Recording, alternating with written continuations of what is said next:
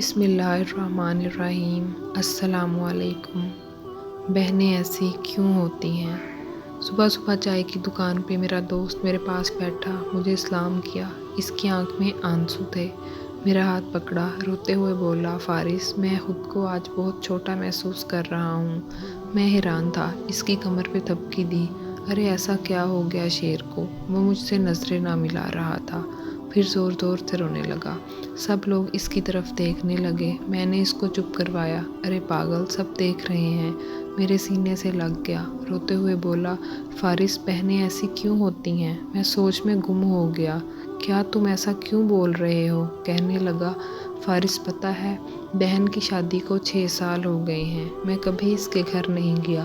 عید، شب رات، کبھی بھی میں ابو یا امی جاتے ہیں۔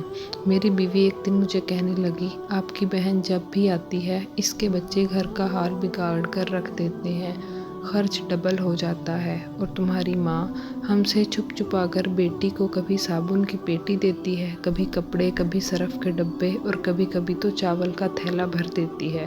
اپنی ماں کو بولو یہ ہمارا گھر ہے، کوئی خیرات سینٹر نہیں۔ فارس، مجھے بہت غصہ آیا کہ میں بہت مشکل سے خرچ پورا کر رہا ہوں اور ماں سب بیٹی کو دے دیتی ہے۔ بہن ایک دن گھر آئی ہوئی تھی۔ اس کے بیٹے نے ٹی وی کا ریموٹ توڑ دیا۔ میں ماں سے غصے میں کہہ رہا تھا، ماں، بہن کو بولو یہاں عید پہ آیا کرے بس، اور یہ جو آپ صابن، سرف اور چاول کا تھیلا بھر کر دیتی ہیں نا، اس کو سب بند کریں۔ ماں چپ رہی، لیکن بہن نے میری ساری باتیں سن لی۔ بہن کچھ نہ بولی۔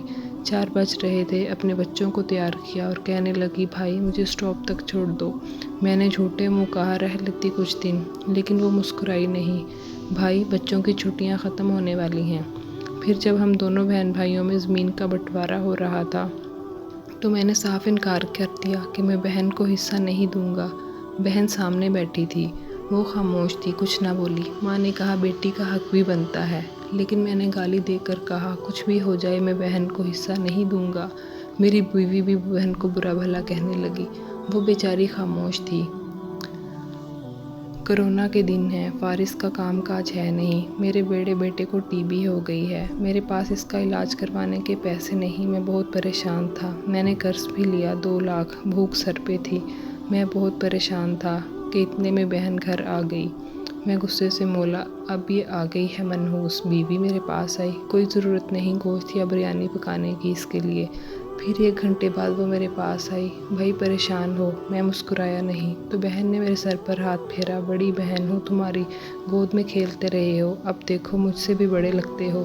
پھر میرے قریب آئی، اپنے پرس میں سے سونے کے کنگن نکالے، میرے ہاتھ میں رکھے اور بولی، پاگل، تو ایویں پریشان ہوتا ہے؟ تیرا بھائی شہر گیا ہوا تھا، بچے اسکول تھے، میں نے سوچا دوڑتے دوڑتے بھائی سے مل لاؤں۔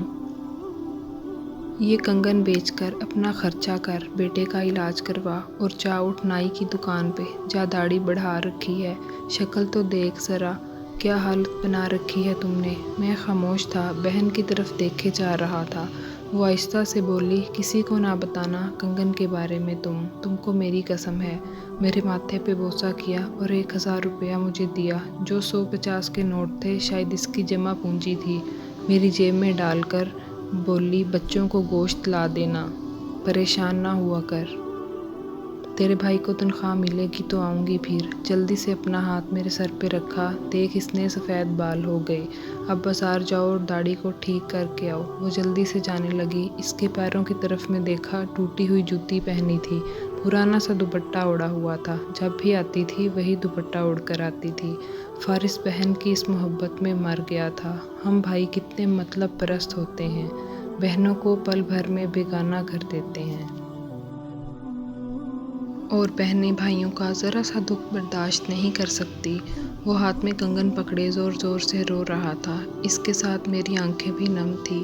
اپنے گھر میں خدا جانے کتنے دکھ سہ رہی ہوتی ہیں۔ کچھ لمحے بہنوں کے پاس بیٹھ کر حال پوچھ لیا کریں، شاید کہ ان کے چہروں پہ کچھ لمحے کے لیے ایک سکون آ جائے۔ اللہ سب کی بہنوں کی جھولی خوشیوں سے بھر دے، آمین ثم آمین۔